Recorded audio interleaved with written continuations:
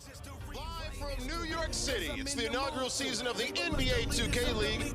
Players will be coming downstairs and they'll be getting ready to lock in and lock up.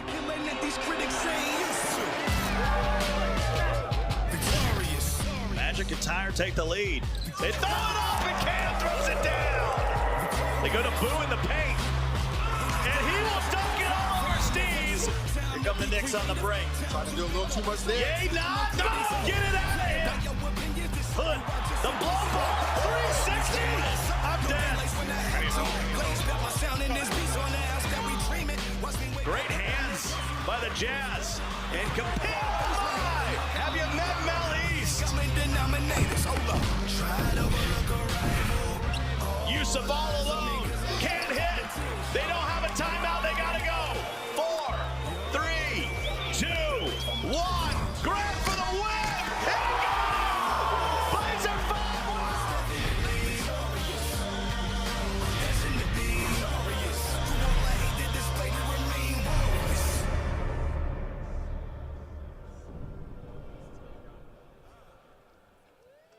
If you guys aren't excited after that, then I don't know what will get you excited for this panel. My name's Stephanie Snowden. I'm the director of video at The Ringer.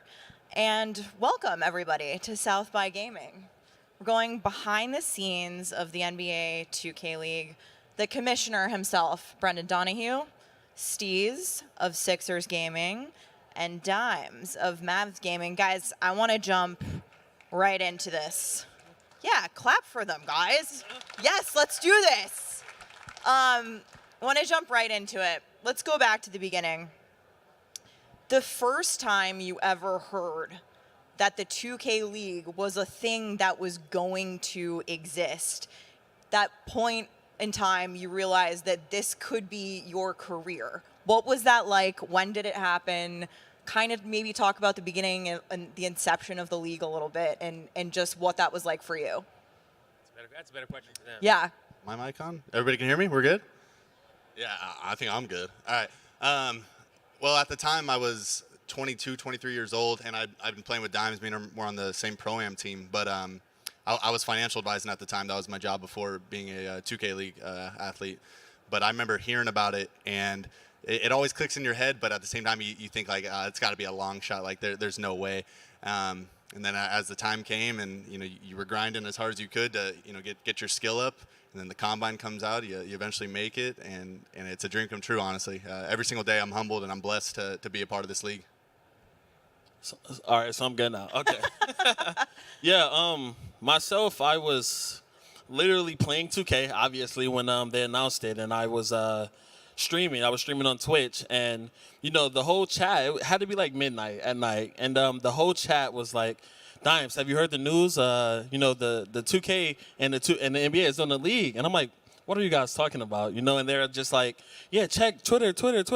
So I go to Twitter and I see, and I was just amazed, because growing up, we played, we used to watch Optic and everybody play Call of Duty, Modern Warfare 2, and we were always saying, like, why don't NBA 2K do something like this, Why don't they have an esport?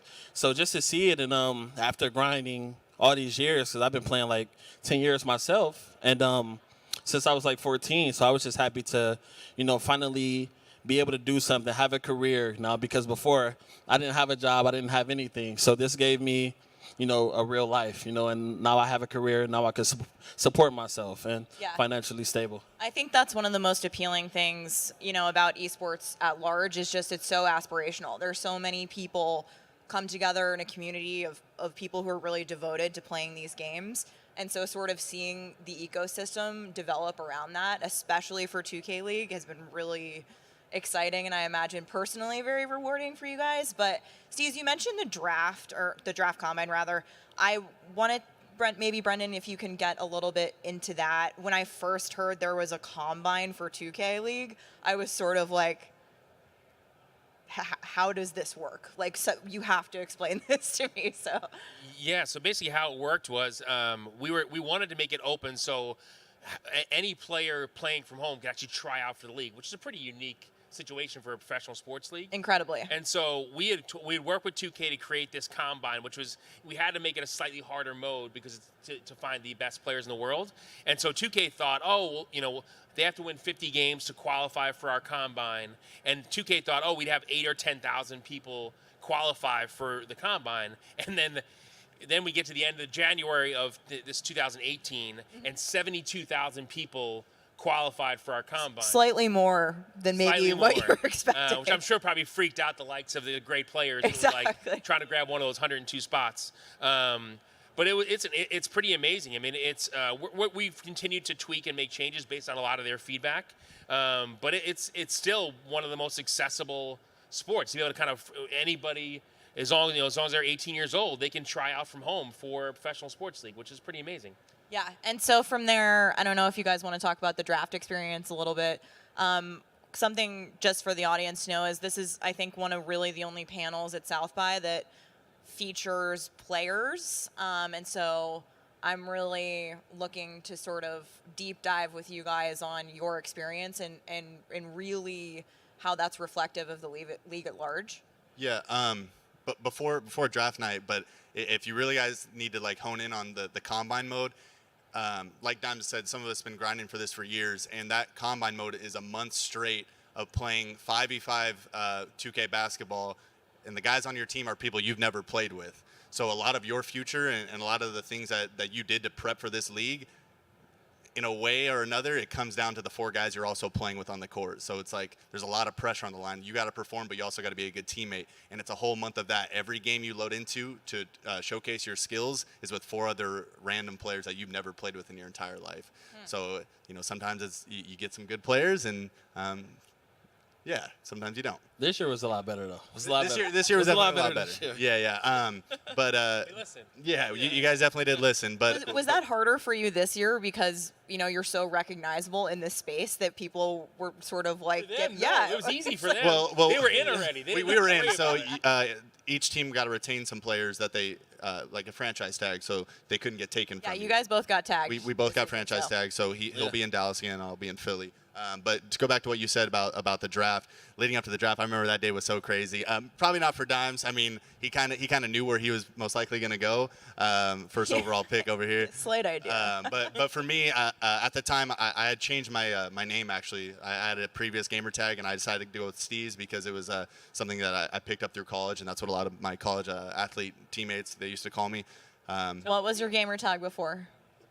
Okay, well, my last name is Bernstein. Yep, here we go. So it was just Little Burn at the time, and I did not want that going into the league. And so Small Burn. I changed it to Steez, and it's simple. It's style with ease, and that was just because in football, I used to be that guy who'd come out with the tape, the spat, the gloves, the sleeves, all that stuff, and they always used to call me Burn Steez because they added my last name to Steez, so I just cut it off and made it Steez. But for me, that was crazy because I had so many teams coming up. They're like, hey, I think we're going to grab you. I think we're going to go with you this round. And I kept falling. Eventually I get to the 4th round. And honestly, my life changed when the Philadelphia 76ers decided to take their chance on me. And I've said this before multiple times, everybody in life, all you guys want is somebody to take a shot at you. Like whatever it is, whether it's a job, a relationship, anything. And that's what the 76ers did for me. And like I said, they changed my life through that. Dimes, what about you? A little bit different situation. Yeah, so Seems like there's a lot of Mavs fans in the house. Turn up, one time. Nah, yeah, but crazy time. So obviously I was deemed the number 1 pick going into the draft, and I always knew myself that I was pretty much going number 1 for the most part, but to actually experience it and for it to actually happen, like for you to actually walk up on the stage and all eyes are on you. It's finally happened. It's a different type of feeling. Especially since, like you said, how many months before that you were just streaming. To go to such like a formalized, all eyes on you moment that from not even knowing that this was a thing that was going to happen has to just be wild. It's actually It's actually crazy how, when they decided to announce it, because they announced it right before the Road to the All-Star Tournament, which is like a huge tournament that's ran by NBA 2K. It's like $250,000, so it's a pretty big tournament, and it's what all the the players, myself, Steez, and all the other top players in the 2K league play is what we play for. That's what we were playing for then, was the $250,000. So they announced it right before going into that tournament. So once they announced that, then everybody's like, oh, we were playing for the wrong thing. Now this is what we're going to play for, because this is long term. This is what we can be doing for the rest of our lives. And then this opened up so many other doors as well. You know what I mean? So it was just a crazy time, and I got the call from Mark Cuban, actually sitting next to this guy in the crowd. We sat next to each other the whole draft. And Mark Cuban called me, and I missed the call. I put my phone on mute. I had my phone on mute, so I didn't hear the call. So I look at my phone, because he told me something was going on Twitter. I look at my phone, I'm like, what you talking about? I have a text message from Mark Cuban. He's like, dude, pick up the phone. It's Mark. I'm like, no, it's like not. An outtake like, of this Shark is not no Mark Cuban. I'm thinking I'm getting, punked, seriously. So I called the number back, and he's like, hey, what's going on, Dom? It's Mark here. Just want to let you know we're taking you with the #1 overall pick, and welcome to Dallas. Let's get to work. And it was just, it was a crazy time. So I had told Byrne, man, I'm really about to go #1. So we kind of knew. And then, they finally announced it. And just a crazy time, to be honest. It's incredible. Hearing you guys talk about it is just so personal and so interesting to me. So it's awesome. Brendan, what were some of your sort of biggest concerns going into the first season through the draft process? Was there anything that you were like, wow, I don't know, this came together, and how is this all going to work? And so we're sort of some of the biggest challenges that you guys faced launching. I would say two main things. One was we wanted to make sure we got the best 102 players in the world. We wanted to create a system that would find them. Mm-hmm. And so that was probably one of the biggest stressors in the front end. And then the second part was, a lot of, imagine NBA players, they have the luck of they're fortunate to have the transition of having college basketball to go through, and they begin to become stars on the college level. We were taking people, people who, with the exception of a few people like Dimes who played on TV and he won that tournament, by the way, the $250,000 tournament. But casual. Yeah. And so taking people who really kind of not had that spotlight on them, and all of a sudden becoming stars and under the spotlight, just making sure we prepared them for success. Mm-hmm. And so that's really where I think the benefit of being having the NBA behind us is, we had a rookie transition program, we had media training, we had, just helping them, just prepare to be successful in the league. But that was probably just making sure they were prepared to be successful. Yeah, I think from what I witnessed, the NBA certainly had a pretty big impact on sort of taking some of the models, not only from the teams and a little bit of the structure from traditional sports, but onto the league. And I just am curious, sort of, what that relationship was like. Are you sort of going to Philly now and walking into the weight room and this is it? How does that relationship work between you guys and the league and sort of the parent organizations? And I just think that's such a cool thing. Yeah, that was also one of the interesting aspects about the league as well. When you get drafted, so I got drafted by Philadelphia, you get relocated there. So we have a full team, a six-man roster that lives in Philadelphia now. Dimes and his whole team here, they live in Dallas, and that's how it was. So we actually work at the facility that the actual 76ers work at. So while they're practicing, we're doing the same thing, just like traditional sports. We do walk into players. I just walked into Jimmy Butler about 2 weeks ago, and he was interested in 2K. I was telling him about what his players like in the game, stuff like that. I've met a lot of really great people, especially being with Philly now. And it's mind-blowing because I never thought, video gaming or esports would have taken me here. But this past weekend, I'm standing next to and taking a picture with Dr. J. That stuff just doesn't happen. But, yeah, you start walking around, and it's a very homey environment. And it's fun because you're loved by a community that loves you and wants to see you succeed. And that's awesome. Is it interesting to sort of see that, Sixers fans, for example, at large are just so ready and willing to just jump into the 2K community just because it's sort of an extension of a team that they already rooted for versus sort of not having, I think what a lot of people struggle with approaching esports is like not feeling like it's an accessible thing if you're not super familiar with the particular title or the structure of the league. Did you feel like that was sort of a bridge between the two things initially that was like very easy for people to get involved in the community and become fans? Yes and no. Like, what was awesome about something like Philadelphia and the community around Philadelphia is some people knew what the 2K League was. Some people didn't know what 2K was at all. But the point is that the community embraced us of Philadelphia. They said, you know, some people knew us, they didn't, and they said, you know, we're going to take you in as a team, and you're going to know what the history has been like here. We had seasons for the 76ers where they only won like 13 games. And now you see we made it to like the Eastern Conference Finals, like stuff like that. But they pretty much took us in with open arms and said, listen, if you're going to be a part of us, you're going to know what our history's like, and you're going to know what we expect out of you guys in the future. So I remember one of the first days I sat down with Chris Heck, who's a huge individual in the 76ers organization. He told us straight up, he said, you guys might be ranked 15th out of 17th going into season 1, which was last year. After we did our draft, we were ranked at the lowest and lowest of totem poles. He pretty much brought us in the first meeting and said, you guys need to bring home championships. So it was a little intimidating, but after the first week for our tip-off tournament, we ended up actually doing that and won the very first championship for the 2K League. But it's honestly been a crazy experience so far. And I think the biggest thing, just specifically to the 2K League and what we do, the great thing about it is that at the end of the day, it's basketball. So it's not very hard for someone to transition over to being a fan of, you know, in the NBA 2K League or a team or anything, because at the end of the day, they know what basketball is. You know, it's worldwide. So I think that's an easy transition for people to make, and it's pretty easy for them to support. Yeah, Dimes is right. I mean, I think what we found is what's interesting is like it's a digital product, so we have data to say how people are reacting to when we put content out and videos out. So what we actually have found is that NBA fans, 2K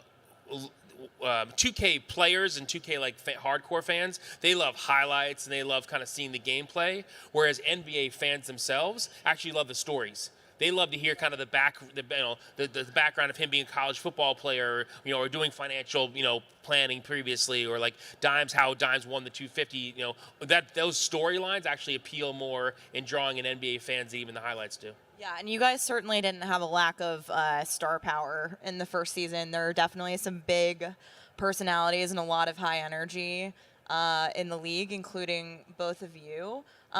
What's it been like to sort of be thrust into stardom in that way? I don't know. I don't know if I call it like stardom. I'm going to call it stardom. Okay. You guys are stars to me. When this league started, I saw it as an opportunity, and you know, that's pretty much all life is opportunities, and you either try to take advantage of them or you don't. And I saw it as an opportunity. It's a new league, and Brendan does a lot for us. He really does. And sometimes he gets a lot of flack for it, but you know, I think we talk, you know, every so often, probably like once, twice a week, something like that. And I literally just thank him all the time for everything he's done. But what I realized, especially coming in this league, was Brendan can't do this on his own, and he needs people that are going to help him with that. And what better way than to, you know, be an ambassador not only for the 2K League but also for 76ers GC. Very well said. Yeah, you know, I can't. It's hard to really go behind that, but it's true. I mean, like you said, this opportunity and coming into it. I mean, you know, we all knew. You know, you get drafted to a team, then you get retained. You're now the face of that organization, or you know, one of the faces, or a starter team. There's a star on every team in any sport. We're playing the sport at the end of the day, and it's a profession. So at the end of the day, it's just awesome, and just proud to be here and an ambassador of the league as well. So humble, aren't they? How can you do better than these two? Yeah, I guess. But what about when you went on the jump though? Sat next to Tracy McGrady. Like, how was that? Come on, Brendan. I thought we talked backstage and said we wasn't doing this. T-Mac is the only other size 16 I know, which is saying something. No, but yeah. So that was like it was amazing. We actually did an LA tour. So I went on Conan O'Brien, and then I met Mo Bamba before he had got drafted, and then we did the jump as well. So I went on there, and it was crazy. I was a little nervous. I ain't gonna lie, going into the jump, because that was the first time like ever on live like television. So it was like a lot of emotions were going on, but a lot of happy things, like, so, and just was excited. But Rachel Nichols will take good care of anybody on TV. She's the best. yeah, we actually had fun. So it was Rachel, Tracy McGrady, and Byron Scott. And actually, the segment was pretty small, but like we did a lot of talking before and then a lot of talking after because they had so many questions. Like, but we had to wrap it up. But it was amazing, and just never thought I'd be doing anything like this, to be honest. What is the question that you get asked the most that might seem obvious to you guys inside the league? Oh, that's easy. But I'll go for all three of you. I can't wait to hear this. Easy. How long do you play a day? That's the most asked question. How long do you play? And I always say it's so hard to put a number on it, but realistically, I feel like I play like all the time. So I would say 14 to 16 hours a day. Yeah. I really only sleep like 4 hours a day, so I'm playing like 14, 16 hours. True gamer life. That's all I do every day. If you text me and ask me what I'm doing, I'm going to say playing a game. You text me later on that night, I'm still playing the game. I haven't moved. Like, this is what I'm doing. I'm locked in, trying to make the best of this opportunity. Steve, you played college football, so you were no stranger to a regimen of practice and structure and taking care of yourself and really devoting yourself to a craft. How has that sort of shaped the way that you've approached how much you play, all of that works in training? Yeah. Well, first off, yeah, college football. I played that in South Dakota in a city called Aberdeen, which is rough. Negative 30 degrees, like spring ball practice. But honestly, it taught me a lot and it showed me a lot. South Dakota is a great state, and I have I have a second family out there, honestly. But no, the regimen, picking up that stuff's easy. Like I just said, negative 30 degree weather, play football, playing video games in a nice warm facility. It's easy. But training and grinding and all that's the easy part, honestly. Like, because I love what I do. Same with Dimes. Like, he's passionate about it. So like, it's the people that really don't like their jobs, and that's why they always say, like, if you could find something you love to do for the rest of your life, like, you're really lucky, and that's why me and him are extremely lucky. But a lot what people see is, me and Dimes on stage, whether we're hoisting a trophy after we win a championship, whatever it is, and they always say, like, wow, like, I really want to do that, like, I can't wait, but sometimes they really don't know what goes into, like, being, like, in this league or being a part of this kind of grind. What do you think the biggest misconception is there about what you guys do? I think one of the biggest things, and when Dimes said his most obvious question that people ask him, the one I feel like I get a lot is, so people just sit there and watch you play video games? Like, they're like, why don't they just play the video game? And it's tough, like, to explain to them and try to, like, hone them in, like, through our eyes, pretty much. But the way I put it is, when you're watching, like, the actual NBA, you love watching them because they do things you can't do. Best in the world. Of course. Of course, there's people that can play the game of 2K, but at a high and competitive level, an elite level, like, that's very tough for some individuals to do. So them watching us, whether that's just them because they're being a fan and they want to watch us, or because they want to learn something from us, they want to get better, they want to maybe eventually in a couple years be in the league with us, compete with us, like, that's what it is. And you think about, like, things that Kobe has said in the past, like about Michael Jordan. It was someone he looked up to, and eventually he got into the league and was playing against him. And you hope that we're paving the way for some of these young esport athletes, and hopefully they want to follow us up. Brennan, I'll throw this to you. There's been a lot of discussions, I think, with Mark Cuban and in the last year about player burnout. And so hearing sort of people talk about, how many hours a day you guys practice because you're passionate about it and you want to play. Is that something that you guys, when organizing and schedule, try to keep in mind in sort of the preservation of player health? So I think actually what ended up happening is a lot of our teams, through the influence of their NBA counterparts, are creating a more balanced lifestyle. So I mean, if you go to a lot of our teams, if you talk to them, they go work out in the morning together. They go back to the studio and watch film together. I've heard about these team chefs. I'm very jealous. Yeah. So I mean, I think they actually lead a very similar daily lifestyle to a lot of our NBA teams. So, and we definitely are. We've preached that they should have a balanced lifestyle, and they should be doing. We teach the importance of balance and taking care of things such as like vision or sleep or those types of things. So it's something we're definitely focused on, making sure making sure our players are successful on and off the court. Right. So let's get into sort of your day-to-day. I'm super curious to hear about sort of game day, you guys are, traveling to New York for games. I'd love to hear about that schedule and sort of like, week leading into, the season, which is going to start very soon, April. Just what that's like and sort of if you have any specific day of rituals. I'm very curious about these good luck charms kind of things. Yeah, so at Mavs Gaming, our normal day is, you wake up, we have a morning meeting, let's just say 10 o'clock, the meeting lasts 10 to 10:30 or whatever. Just going over, basic stuff, last game played or, upcoming game or whatever. And then we actually physically work out. So we have a facility and a gym in our apartments and everything that we work out at. And so we do that for about an hour. Then you go home, you shower, get dressed, and you straight to the facility to practice for the rest of the day, whether it's 6 hours, 8 hours, forever, however long. Game day is basically the same. You have you wake up and we have our meeting and just catch up, whether we're getting, whatever, Starbucks or whatever, and then hanging out talking about the game, and then, you locked in from there on. You get ready. We go to this studio. We play a scrimmage game. Then you on the stage and you getting the dub. So that's like basic days. For the most part, nothing. I personally don't do anything crazy. My thing is music, so I'm always listening to music. I always have headphones on flights. I literally only listen to music. Don't watch no TV. I'm not on my phone, anything. I'm listening to music, and I'm just vibing out till I get to the studio. So does that change, or is there like one thing that you always need to listen to if you're headed into a game? You really want to know the answer to this? Yes. Of course I do. No, so I listen to everything. So it could vary. It could be, rap music, pop music, country, rock, whatever. I'm really all over with my music for the most part. Very diverse. I thought there was going to be one sort of embarrassing song or something. Taylor Swift, Demi Lovato, Selena Gomez. So I listen to all those. Here we go. I'm putting the Rocky theme on. Seriously, but I love music, and then that's my thing that kind of gets me locked in. Steve, what about you? Which part you want to know?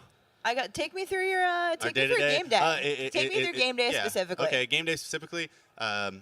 So we're a train ride away from New York. So like Dimes and them, they have to fly in. We're an hour and a half train ride. So we sometimes leave game day, or sometimes we go up the day before. But let's say it was mostly game day. So we wake up, take our shower, get ready for the day, meet down in the lobby, go get some breakfast. Game days are the days we don't work out, but throughout the rest of the week, practice and all that, we're usually working out about 8:30, 9 o'clock in the morning, get a good hour in. We focus a lot on our players' health as well this year because, it is great to get your game down and perfect your craft, but if your mind's right and your body's not right, you're not going to play good. So then, once we train over after our breakfast, we train over to New York. We get a scrimmage in with some team before our game. We play our game, and like I said, we get locked in, like Dime said, and we try to perform as best we can. Win, lose, or draw, we're still in a lucky position to be in. But we won more than last year, so that's good. So I'm happy about that one. But usually, the New York life for our players, it was really busy and kind of hectic, and we had a lot of young guys on our team. So lights of the big city can be distracting. Yeah. So sometimes they wanted to get home, and so we would just train ride back. It was just an hour and a half, and that's kind of how our days went. But to kind of touch on what Dime said, there really isn't anything crazy or hectic to our schedule. We play. We definitely get our hours in when we play, but we know we have to decompress and we have to escape. It's funny because video games used to be an escape for us to get out of some real life situations maybe sometimes, but now sometimes we need to escape video games. Like if we need to just get away from looking at screens too long and just be by ourselves, and that's what we do. Great. I have to ask this because I'm curious. We talked about it a little bit. If you are decompressing playing another game, what is your game of choice to sort of blow off some steam that's not 2K? Well, I mean, I guess I can only speak for now. Right now, I'm just playing Apex. Realistically, I'm grinding. We're in a tough stage right now. Some applause. We're in a weird moment right now. Fortnite's kind of it's last year for us. Last year it was Fortnite. It was definitely Fortnite. We would be on Fortnite all day, every day. I'm still playing Fortnite. So. Yeah. Well, Apex is pretty high right now. I'm playing Apex with it. But Call of Duty too. That was crazy because Call of Duty, like Dime said, we look to Optic Gaming and you have Complexity and FaZe and all them, all these great esports organizations. That's what we would look to before our league was started. So you're fans of course. them in Oh some my way, gosh, and that's, yeah. that's Definitely. cool. But like with us being fans of them, we're also just fans in general of just anything competitive scene. So like seeing them being able to wake up every Saturday and like go and compete against each other, like that's what always got me going. And that's why being a college athlete, once I stopped playing college football, once I got into the financial industry and all that, that competitive edge went out the window. So I was craving for it again. And that's why when the 2K League got going and, you know, Dimes and I played Pro-Am together, like that competitive feeling was there again. And then that's what, you know, brought me back. Let's talk a little bit about the studio. I have not been yet, but it's in New York, like you said. What is your favorite thing about playing there? And Brendan, if you want to talk a little bit about, you know, how you guys landed on some decisions that were made with designing it, and I know everyone raves about how sort of intimate it feels. I'd say the one thing we were really lucky in that, different than other esports, is that we didn't have to worry about hiding screens, and players could see, you know, everyone on the court. And that was fine. So we had the luxury of actually creating a circular set design, which we had no idea the impact that was going to have, but it ended up making our set incredibly interactive. It's very dynamic amongst the players, to the point of, it gets really interesting with trash talk and everything else. So that was kind of something we were psyched to be able to create, and we didn't realize how awesome it was going to be in terms of just creating an atmosphere of like, just, you know, a culture of just very high intensity. I see a lot of smiles smirking exactly. over here. Well, no, they were pretty well behaved. Actually, I will say, like, these guys are. We're not going to talk about it. They're more creative trash talkers. These guys, I will say. Yeah, trash talking is one of my things. But no, you mentioned the stage, and the stage setup is honestly it's amazing because yes, you do have the other team right in front of you, but I think my favorite part about the stage was the middle. There's like a whole middle section, like a 5x5 circle, like around the whole thing. And I remember after we won that first tournament, when everybody counted us out and thought we were gonna like be really terrible. And I remember I was the very first one to walk up on that stage. And then eventually you guys put a ban on that nobody can go up there anymore. Because we changed it up a little bit for this season. Center of the donut is off limits. Yeah, because once you're up there, you're king of the world for a little bit. Dimes, what about you? Just atmosphere-wise, what's it like playing in there? Yeah, obviously, like I said I'm a big music guy, so my favorite part of the studio is the music. Like the DJ is absolutely amazing, to be honest. Like it just plays all the perfect music that gets you just locked in and ready, like it's game time. And then the second thing is obviously the interaction with the other team. I actually thought Steve was going to tell the story about how when we played. And because, you know, like. You can tell it. Yeah, let's hear this. I'm not going to tell you. You could definitely tell it. I have this idea that, you know, there's a big difference between trash talk in party chat to then looking over right, your I got monitor. it. No. Let me I want to say it. You want to I'm not going to tell you. You can tell Don't it. miss But it's details. just- Don't miss I'm not details. Go ahead. Tell it. All right. Tell it. Tell it. So we're in the tip-off tournament, and we make it out of our pool play, which is like was a big thing for us. You want to get to the playoff rounds. Well, very first round of playoffs, against Dimes over here, who I've been playing with forever, and I had to really like accept a bigger role for my team this year. I used to be more of just like I sat in the corner and I hit my open shots and I played defense, but this year I played center for us, which is a big role for a basketball team. And the way that the layout was for the studio was your point guard would be near the opposing team's center. So you are laid out by position. Yes. On your. So that means the reverse okay. to that was I'm center, and right next to me is Dimes. So I remember we sit on the stage, and I sit down, and I'm feeling good. I'm ready to go. I feel like I prepared myself well, and you sit down next to Dimes, and Dimes tried to come with this hard face, like he's ready, he's locked into. And I look over at him, and I'm just smiling. He looks back at me, and he goes, "You ready?" And I said, "Yeah, I'm ready." And he goes, "You're not ready for the big lights." And I was like, all right, Dimes, let's see then. Well, the way that game turned out. Oh God. What, you gonna finish your sentence? I mean, you're laughing. I am. I think we won by 27. I mean, I don't know what you went by, to be honest. And we then we went on to dominate the rest of the playoffs, and we ended up winning the whole thing. But that was my first encounter with Dimes in the Clear choice of dominate there. The verbiage is important. It was. It's okay. Good. Keep that same energy. It's we were. season Okay. 2. We always, Let's see. You know the vibes, baby. Who would you? We're getting some applause here.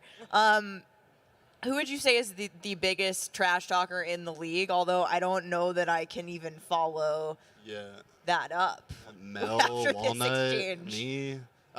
Honestly, our MVP last year was One Wild Walnut, and he's a very good trash talker. He definitely knows how to get under your skin. But there's a whole group of us. We all have our own sort of trash talk. You know, when you get Walnut, you're going to get like a funny kind of trash talk. Me, it's kind of a witty, funny sort of thing. It's nothing personal. And then you get some people like Mel East, who plays for the Celtics, and that one gets pretty intense. He's calling you soft the whole time, and you're not built, and whatever it is. But and that's what's fun. You know, watching it on Twitch is an awesome opportunity. But being there at the studio and actually like getting to be there and hear everything we say like face to face, it could definitely feel demoralizing if you're on the other end of the trash talk. It definitely can. I can imagine.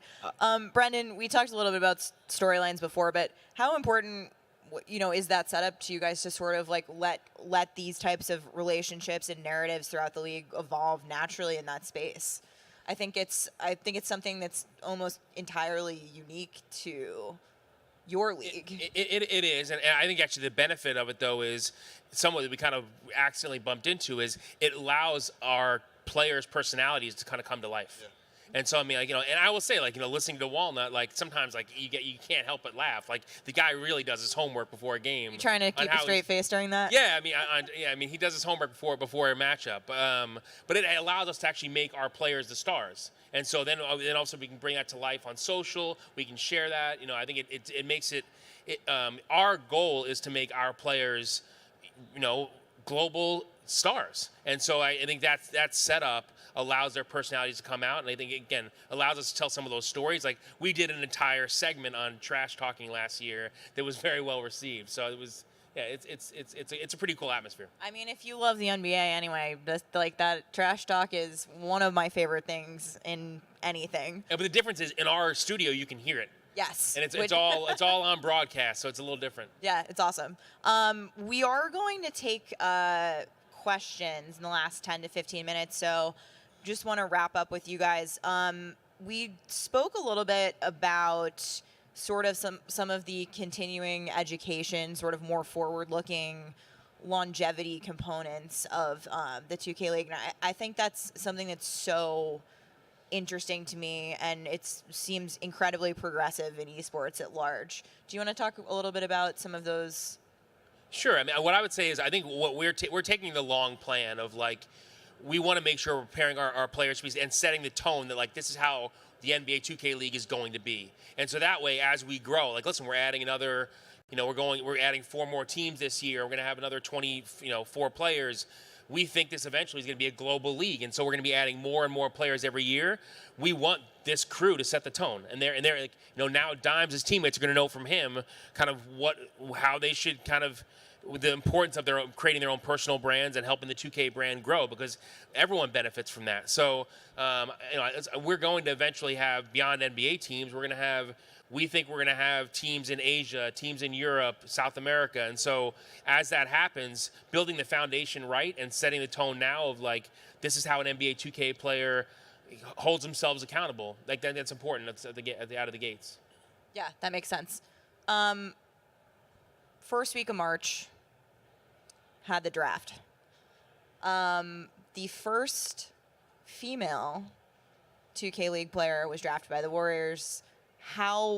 What a cool moment, and sort of I saw a lot of you guys on social media just celebrating and really sort of like making as big a deal out of it as possible, which is so awesome. Do you want to talk a little bit about that? And I know that you're facing her tomorrow in a draft clash tournament here at South by Southwest. Veterans versus rookies. It sounded like you guys might be a little bit worried, but I just want to. No, I don't think so. No, but all seriousness, definitely congratulations to Shakita. It was very dope. I knew her before she actually got drafted, so I actually know like her story behind her whole process. So like last year she had started to play, and I believe she told me she had quit. And I was upset. I was like, why did you quit?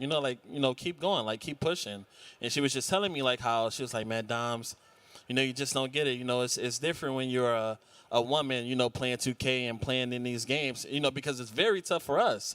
We get in there and people don't listen to us and people don't want to play the right way. So it's I can only imagine that is how much worse it is with a woman, because I know how these guys are online and they could be complete idiots at some We time. just talked about trash talk, and it's sometimes different when you are trash talking a woman, or sort of the energy and dynamic between those two people is a little, it's just different. Yeah, it's definitely, and like I said, these guys can be pretty harsh sometimes. So I told her, when we were talking, I was like, I don't know exactly what you're going through, but I know a little bit about it. So I was like, just, like next year, don't quit. Just keep going and, like keep pushing towards your goal, because you have to, like, if I didn't push towards my dreams, I wouldn't be here today.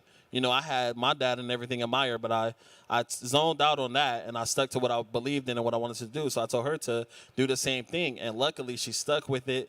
She got drafted. She's the first woman in the NBA 2K League, which is like super crazy. So it's just very dope to see her get in here, and she's taking the L tomorrow for sure. Yeah, and we're gonna Heard it here first, guys. But no, with her story, which is a phenomenal one, honestly, and for any of you guys, if you guys are thinking about making a push for esports, honestly, the best advice I've heard and the best advice I could just reiterate to you guys is there's no failing in esports. Like Dime said with Chiquita, went through years of trying, and first year didn't make it and kept battling.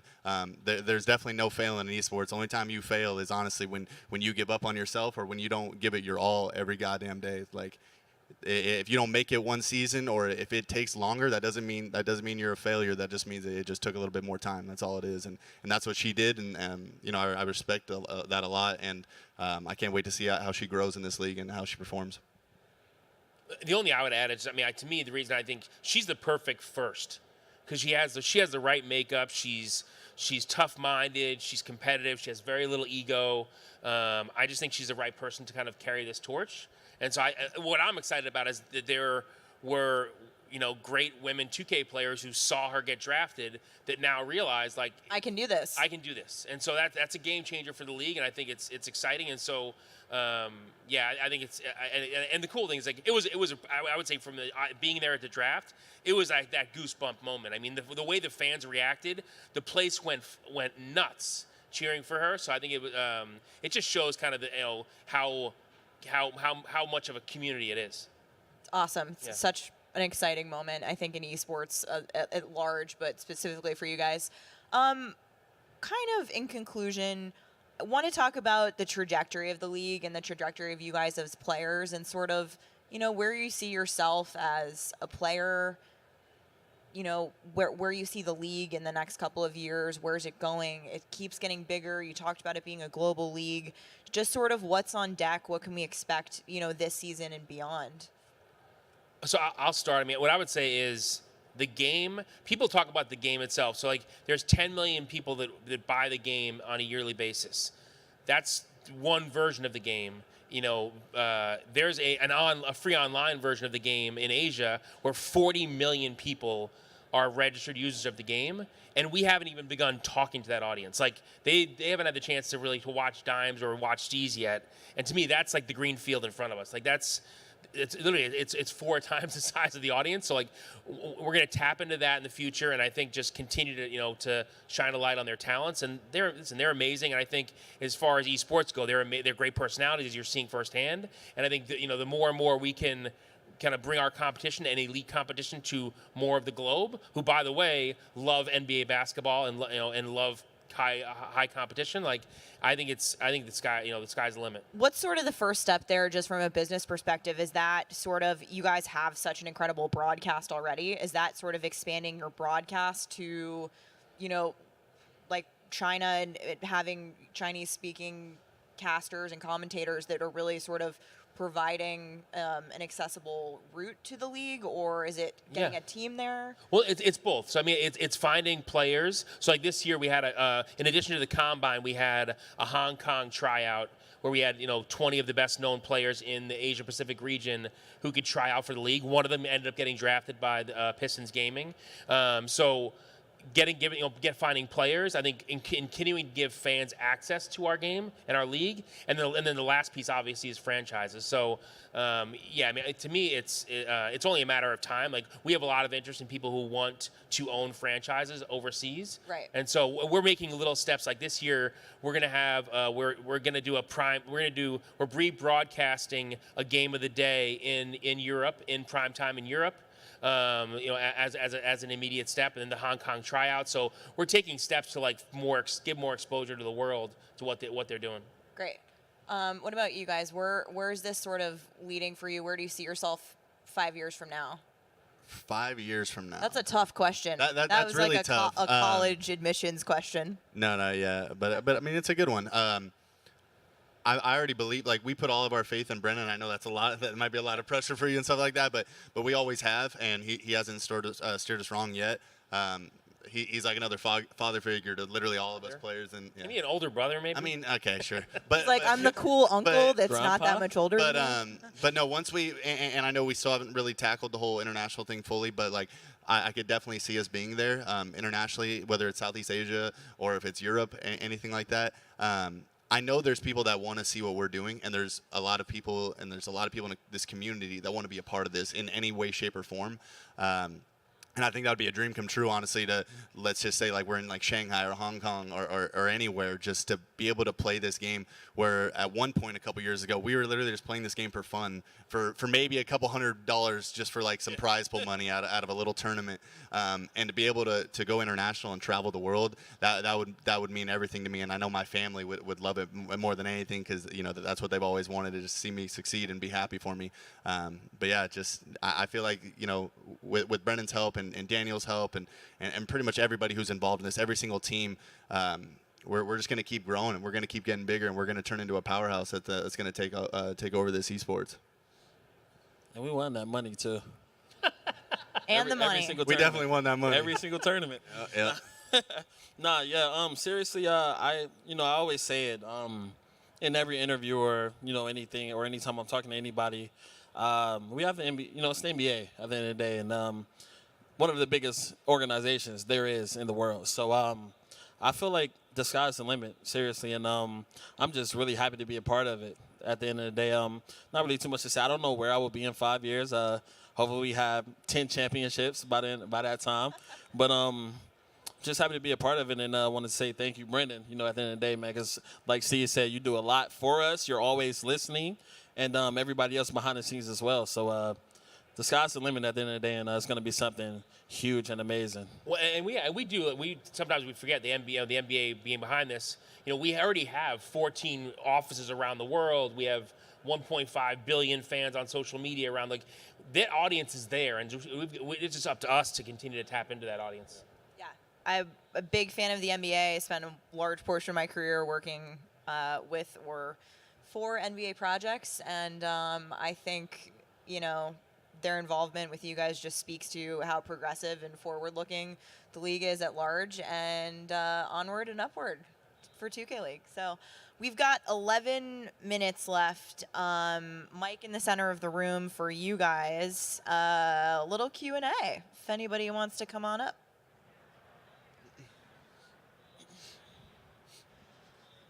Brave, first volunteer. Yay. Sure, for sure. Super inspired by you guys. It was good to be able to see season 1. Anxious for season 2. Super, super inspiring.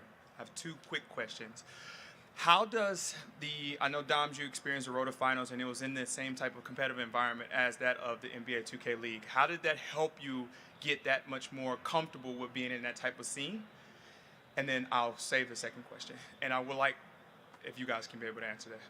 Yeah,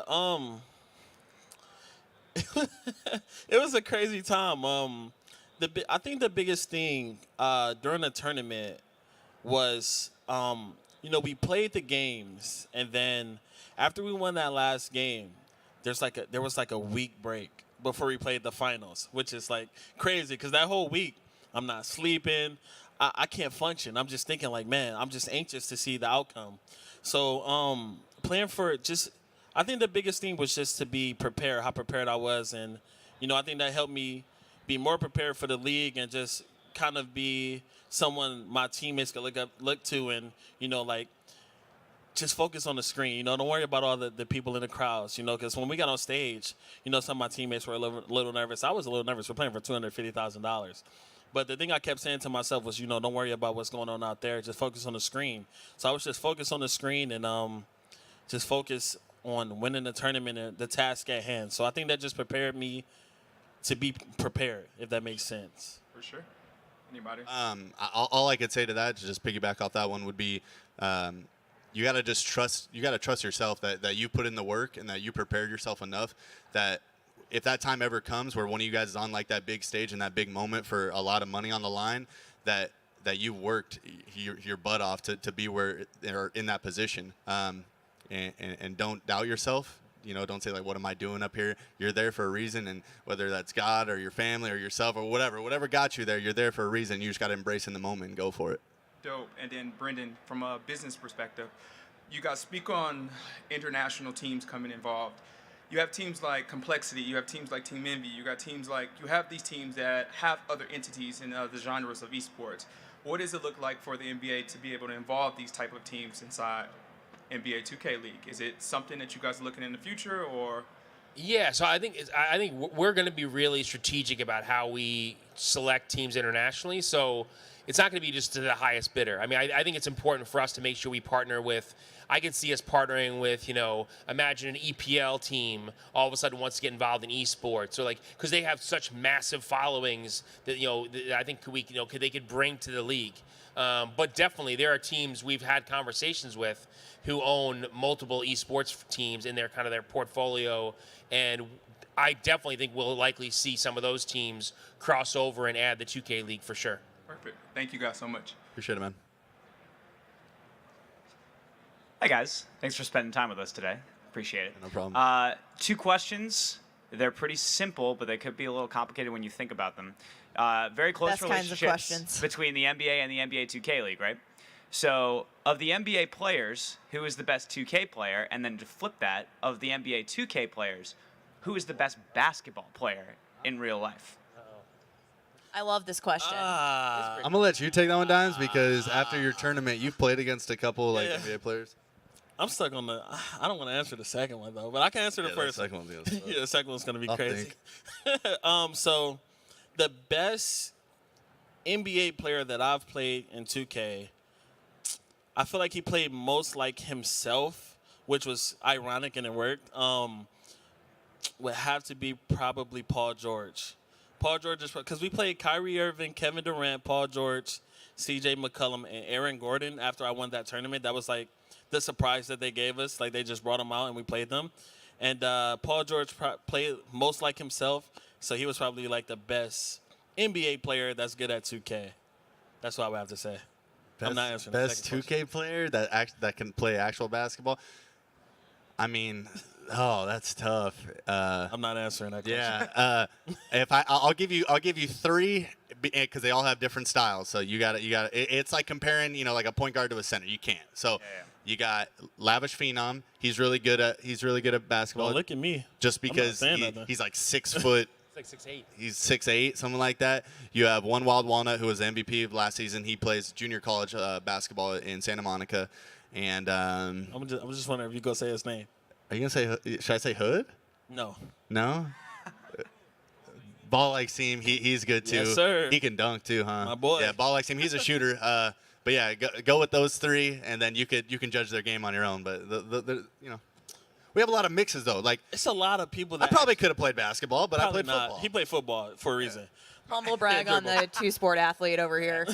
No, but yeah, because like at the end of the day, like I said, it's basketball. I'm sure, you know, most of us has had a passion, if not still, and played some growing up. So a lot of these guys transitioned over to 2K, you know, because, you know, they might have got injured, unfortunately, and couldn't go to the NBA, or just wasn't talented enough, but still wanted to, you know, be within the NBA in some sort of way. So I think that's a great, you know, thing about it. And so they play some ball. And I think a lot of another thing to add on that question was that a lot of the leaders and captains of each team in the 2K League, a lot of their captains were former basketball players or football players or college athletes in general. And I think there's a trend that we're seeing with that.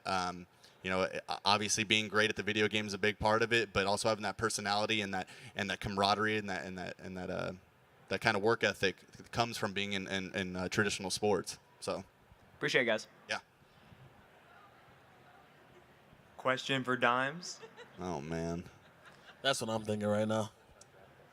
Yeah. What do you think about your team for season 2 and how the season will turn out? How timely. Timely? Yeah, this is great. Oh, about this. Timely, huh? No, I think this right here is bad. He's trolling. But no, seriously, love my new teammates. We had we went to the draft. Too. We went to the draft, and we were the only team with 5 draft picks. You know, I was the only person on who had one. Mavs Gaming was the only team that had one player on the roster. So we went into the draft with 5 picks, and we hit our mark. We hit our number 1 mark on every single player that we wanted. So I'm super excited about my new teammates. I feel like we're gonna win a lot of championships together. Anyone in particular? Rux. Wow. Rux. Rux. He's not here right now, unfortunately, but I'm sure he's Trade not me. gonna watch. Trade you? All right. He'll hear about it. For Pete. Go sit down, Pete. Nah, but yeah, man. So I'm super excited. Let's get to it, Pete. Thank you, Big Treo. All right, baby. Let's get it. Question for Steez and Dimes. Yeah, sir. When did you realize that you guys were professional gamers, and how long did it take for you guys to get used to calling yourself a professional gamer? There is a whole process to that leading up why this day was so important to me. But I remember the day where it happened. They said phone calls were going out, and that's the NBA reaching out to you, letting you know you made the league. Nobody was at my house. All my family was gone there at work. And I remember my phone rang, and I answered. I was so excited because I thought that was the call. And it was a telemarketer or something like that. And I was like, I'm waiting on a call. And so I hung up. And about 15 minutes later, I got a call from New York. And I was like, oh, man, this is it. And answered it. And, eventually it's a young lady. And she told me that I had made the 2K League and congratulations and all that stuff. And I started going nuts. I was running around my house like I was Sonic. Like I was just going crazy because I wanted to tell somebody so bad because it was something that I worked for so long. But that day it really sank in. And I remember the next day I held off for 24 hours to tell my whole family. We had a family birthday party coming up the next day. It was my girlfriend's birthday. And we're there, and I felt like I ruined her birthday so bad because I called for a toast, and I remember I'm gonna toast myself. And this is a true story league. though. This is a true story. I called for a toast, and my sisters are kind of like, whoa, do we need to be recording here? And I was like, no, it ain't a proposal. Like you're good. And I let my family know that I appreciated like all the support, and it's still like really emotional now to think about this because when people ask me about what do you need to be able to make a league like this or just get into esports, I always tell them, the grind, you obviously got to have it. But if you do not have a support system, it is going to be one of the hardest things you'll go through in your entire life. If you don't have your family that's just backing you up saying, you got this, like we have full faith in you, then it's going to be a tough one. But I let them know that I told them that even though you guys don't know this, I just signed my contract with the NBA yesterday.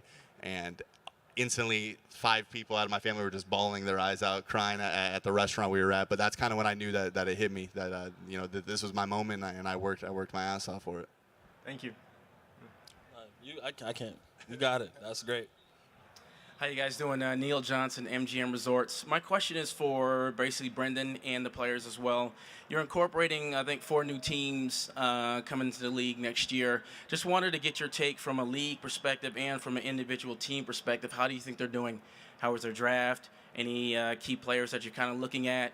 And what do you expect? Do you think they're going to take the traditional route and kind of take a while to kind of get acclimated, maybe kind of catch their kind of legs, as the middle of the season? Do you think they're going to come out right out the gate? Is there any kind of potential people that shoot straight up to the top, even though they're just going to be starting as a league? I'll let them touch on the on-court aspect of it. I would say as far as organizations, they've been fantastic. So, I mean, like in terms of how they've launched their brands, I think they've been really creative. They've pumped out amazing content. On the business side, they've done a really nice job. And also, I would say in terms of investing, I mean, Minnesota, their practice facility is amazing. They've set a good tone, and the other organizations. And the other thing, and they can touch on too, is just they've built their team around several veterans. Veterans is, I guess, somewhat, tough to say. But they had some players from year one who are key pieces to their teams, so that'll help them as well. Yeah, for the on-court stuff, you ever hear that life's 90% what happens to you and 10%, or is it the other way around? 10% life what throws at you, and then like the other 90% is how you react to it. Well, that's kind of like how the league is. So, you know, your losses are going to happen, especially for these new organizations, and you can either, you know, sit there and feel sorry for yourself, or you can find a way to get better and figure out how to become a successful organization. And I feel like that's what these teams are going to have to do. I think that every team in this league, all of us have the potential to win a big amount of games, but we also have a lot of potential to lose if you go about it the wrong way. So I think if they just have their head on straight, they're going to be fine. And I guess you were, you know, wondering if they kind of how their teams panned out after the draft or whatever. I feel like each team did pretty good for the most part. I think some of my favorites after the draft as far as expansion. I'm curious to see how the Timberwolves work out. With they have a player from season 1 who's Hood. He was on the Cavaliers. He got traded there. And my duo. Your duo, Feast. My duo. Yeah, they have his player, Feast, and then Bear. That's like sort of their big three there. So they have like a lot of potential to be a very good team in the league with 3 stars and 3 good players. And then Atlanta actually had an interesting draft as well. They have that boy Shots who come from Portland season 1, who was like a very good team in the league. They won like 12-2 throughout the season. And then they also added with like Dev, Goss, and Randall, who are like 2 good players as well. So it's just depending on how, like I said, it's a lot more off the court things with the league, you know, being in the league and everything, because you're seeing these guys every day and you can't just turn your game off and they're gone anymore. Yeah. You're living with these guys now. You're around them all the time. So I think it all comes down to off the court things and how these teams mesh off the court, because on the court, you can figure that out. That's easy, you know, figuring that out on the court. If you're not working off the court, it's not going to work at all. So that's my biggest take on it. You a FaZe fan? Yeah. I like Optic. I know. I heard you guys. They're local, so I know you guys like Okay. Appreciate it, man. That is all the time we have for Dime, Steez, Brendan, and myself. Thank you guys for coming. Appreciate it. Hope you have a great rest of South by. 2 quick things. One, don't forget to catch them at the Draft Clash tomorrow, 2 p.m.? Some p.m. So, a number close to 2 p.m. Either way, we're playing tomorrow. You guys get to see what it's like playing, or what we deal with every day. 12 to 2. 12 to 2. 12 to 2. I was right. It was a PM, though. Right? Okay, great. Well, we're good then. Yeah, But Steez will be there still later at a different time. And also, we're going to do a quick meet and greet if you guys want to come hang out, grab some hats, talk shop, just to the right of the stage outside. So we'll see you there. So we got Mavs gaming hats. Them the only ones y'all need to worry about, to be honest. Grab those.